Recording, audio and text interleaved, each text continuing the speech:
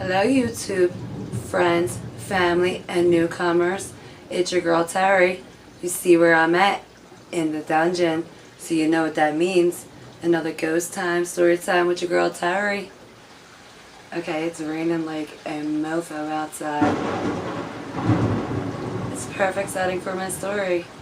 Okay, so this one's going to go back to my... I'm sorry, I keep on looking at you. Better look there, girl. Okay, so this one's going to go back to my Ouija board story.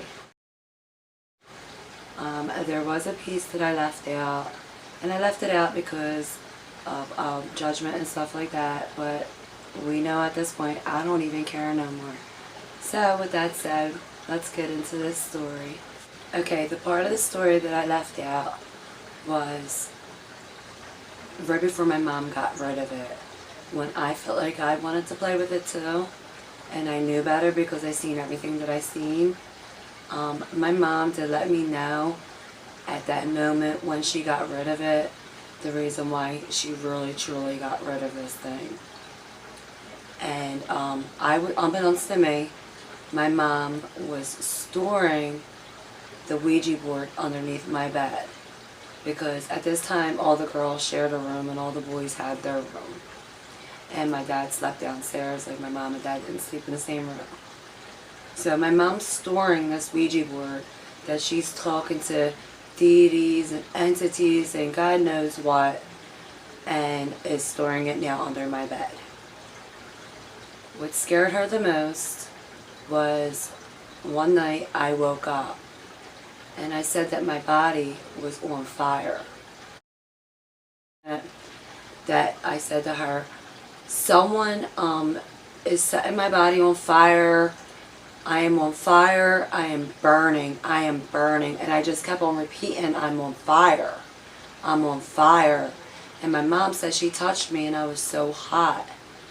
And she said, oh my goodness, I gotta get... And she went to go reach for it. And I lunged for her. And when I lunged for her, I started to choke her. And said, you're not getting rid of this board, you effing bitch. So with that said, I'm glad she did finally get rid of it, because I don't remember that happening at all. Now you got to understand, that to me is one of the most scariest things I've ever been told in my life. After experiencing all that I experienced with that Ouija board, seeing what I seen, and then knowing that she got rid of it because of that. And then if you missed the story, like I said, when she did get rid of it, it was in the next door neighbor's yard. And she wanted to go get it. And I was like, Mom, you didn't learn nothing from the last time? And we just chose to let it be and let the trash men take it, or whoever walked by when trash day went by, let them take it. Because apparently, yeah, that's what I went through. Now that was just my little update on my Ouija board story, and actually it wasn't even an update, it was just a part of my story that I left out that I think is a very impertinent part of the story, because it will go to show you that, like, I didn't even know it was under my bed. And I woke up and didn't remember any of those actions. And yet to this day, I won't take a Ouija board into my home, even though my son is now asking. And I'm like, son, you didn't learn anything? Did you watch my Ouija board videos? No. So now that brings me into my second story, which is going to be one of my dream stories. Now, when I was living on Frankfurt Ave, I was still with my daughter's father, and I had this dream.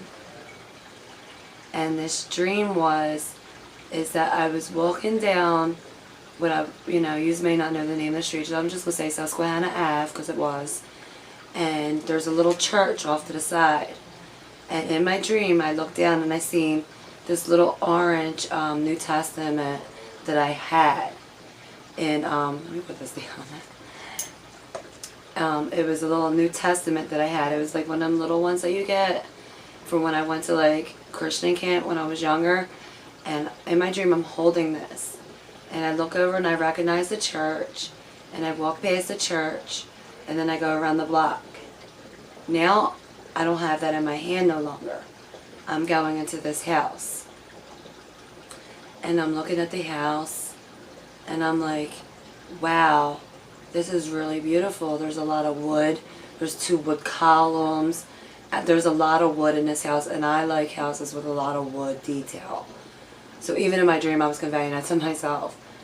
And I said to myself, wow, the girls from work are really going to like this. It's a really pretty house. And then I get to what would be the dining room, and it had this, I've never seen it before, but it was a wood like stairway. Like it might have been a trap door at one time, and they got rid of the trap door and then just put wood railing around it, so no one could fall down unless you go around and go down it. And the next thing you know, I'm walking to leave out this house, and I go through the vestibule. And the next thing you know, something grabs me by my neck and pulls me down. Now, if you remember from my last dream episode, anything that like freaks me out in my dream will kick me into an asthma attack.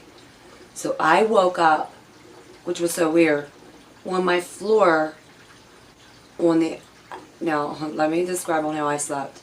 I slept on this side of the bed. My ex slept on this side of the bed. I woke up down at the end of the bed, on his side, under the blankets, trying to fight my way up. And he's passing me my inhaler. And as I grab my inhaler, I wake up again, where I'm supposed to be sleeping, in my normal spot, grasping at the air. And he hands me my inhaler. And the reason why I say this is one of my dreams, and one of the dreams that I know that are real, is because of the trauma that I get from having these dreams. And some proof. So like 6 months after that incident, I decided to leave my ex. And my mom had purchased this new house. And upon me walking in there, what do I go through? The vestibule. What do I see when I first walk in? The wooden columns. And now mind you, I'm in single mode, so I'm hanging out with my work friends, other than my real friends, because you know they also had their things going too. But I was also hanging out a lot with my work friends. And that's why it would make sense that I would say my work friends would love this. And I'm going in, and lo and behold, what's there? You got that right. That trapdoor basement that didn't have the trapdoor but had the wood wrapped around it. But see, nothing bad happened at the house. I said to you before that in the house, because that's the Dolphin Street house, that the lady liked to walk back and forth. And the only thing bad that happened to me in that house is that when I broke up with my ex, it led to a really bad breakup. And a lot of things happened from that. And they always say in dreams, if you feel like you're being pulled down, that's someone trying to pull you back down from your past. Which now makes sense. Not saying that he wanted to pull me down, because now we're best friends. But at the moment, he was mad that we were broken up. And of course, he didn't want to see me succeed. And we went through some things. But we'll save that for another video, because there's an awareness video coming too. So with that said, that concludes my dream series. Guys, if you've had crazy dreams like that, or Ouija board experiences, leave them down below in my comment section. Don't forget to subscribe, like, comment, share, heck, upload the video to your page. Have some fun with it. I don't care. But with that said, guys, and all jokes aside, much love, much respect, much peace, much happiness. And until next time, guys, stay blessed up and stay on your grind. Peace. Oh, peace. Almost forgot to do that.